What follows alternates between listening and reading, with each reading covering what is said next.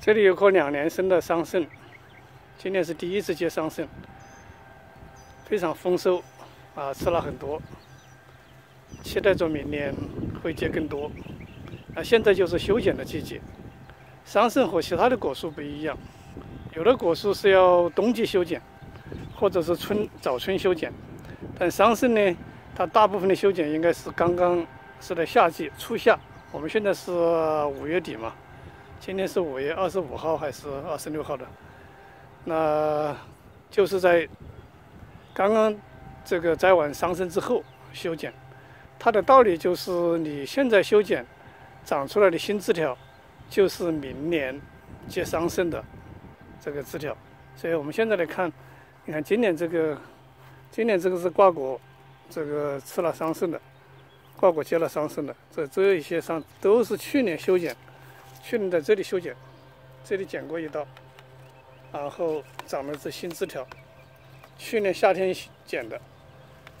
去年虽然没有结桑葚，但是也是在夏天剪了之后让它长了这些夏梢、秋梢，然后就成了今年的桑葚的结果枝，而且它会结果一直结到这个树梢部。那假如说你采取跟其他的果树一样是在春季修剪的话，就会形成什么情况呢？假如说你到了春天你再来剪，那这些老的这个2年生的老枝的基部还会结桑葚，但是你在这里剪了之后，它再长了新枝条，当年就不会结桑葚了。所以春天修剪是不对的。那正确的做法呢，就是现在是刚刚收完和收获桑葚之后来修剪。下面我们就来实际操作一下吧，因为这个树也不大，所以操作起来也蛮简单。修剪的这个操作的基本原理就是基本上把这个桑葚给它照着它的芽眼，这个芽眼朝外这样的一个原理，你给它剪去2/3去。你看在这里剪一刀，我换一个剪刀吧。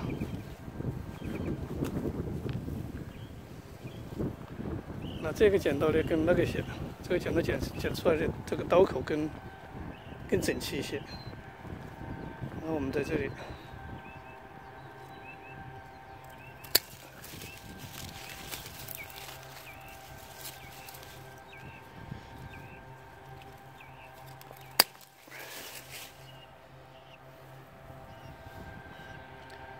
像有的细枝子就可以直接从根部剪掉好了。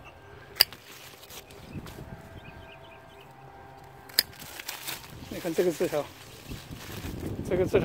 是这么长，然后现在剪完了还是这么一点点，所以剪去了3/4，这个甚至是4/5吧。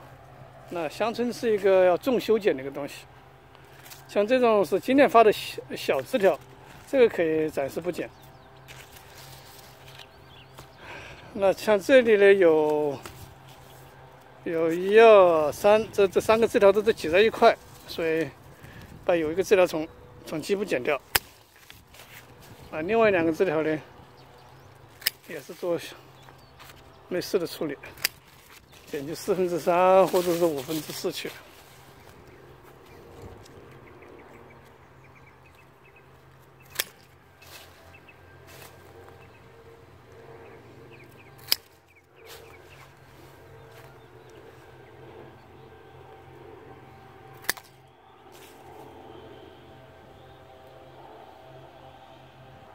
那下面就暂停了，我把它剪完了之后，我们再来看效果。